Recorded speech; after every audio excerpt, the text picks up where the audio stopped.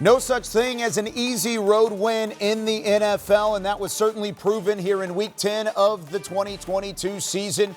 There's also no such thing as a normal game between the Green Bay Packers and the Dallas Cowboys. The Packers, who came in with just 3 wins on the season, come out on top, and they take down the Dallas Cowboys 31-28 in overtime. As we welcome you into Cowboys OT. Also, the first word presented by Dr. Pepper here from the Globe Life Studios at the Star in Frisco as we break down what just happened in this overtime loss with the Dallas Cowboys falling on the road to the Green Bay Packers. With Barry Church, Nate Newton, Isaiah Stanback, 3 former Cowboys. I'm Kyle Youmans to break it all down for you. Barry, I'll start with you.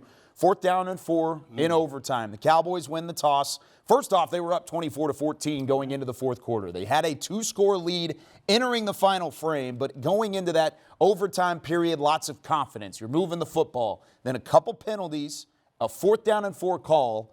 You don't get it, and it leads to a Green Bay win. Yeah, those questionable decisions all around. But to me, the biggest thing that happened on that drive, you talked about it was that penalty. It was that holding penalty on McGovern. That was a 20-yard swing right there. Because if there wasn't a penalty right there, you're sitting on, I believe, the Green Bay 25, maybe 30-yard line.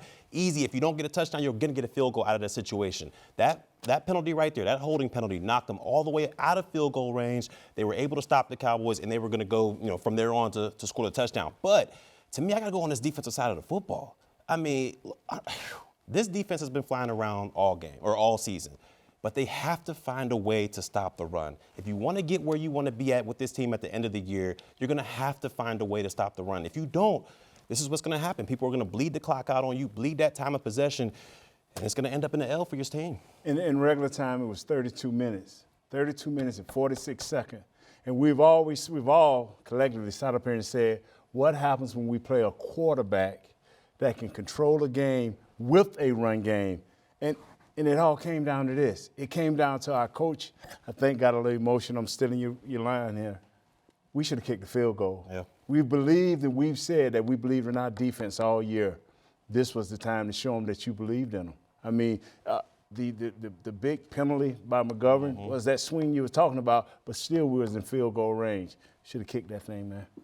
I think it's a combination of everything that you guys both just said. I mean, you look at what the Dallas Cowboys did very well. These guys were able to move the ball on the ground. Tony Pollard did a great job. Obviously, the penalties ended up coming back and biting them in the butt. We had the turnovers that were early, the miscommunication between Dak and CeeDee Lamb, some of those other things that are taking place, some of those errant throws showed back up again today. Those are things that you want to see wiped off the board. Those are things that have showed their ugly head in recent weeks, and here they are presenting themselves again. And then defensively, it's more of the same. We can get after the passer. We can do that all day long, but what happens when you face teams that are dedicated to the run and have a nice two-headed monster like a Jones and a Dillon? They're going to continue to run the ball down your throat. Giving up another 200 yards on the ground to another team, and that allowed team to stay in the game. That allowed Aaron to be able to be in position where he can now play action and get you over the top on those crossing routes and put you in bad positions when you guys are trying to communicate in the secondary.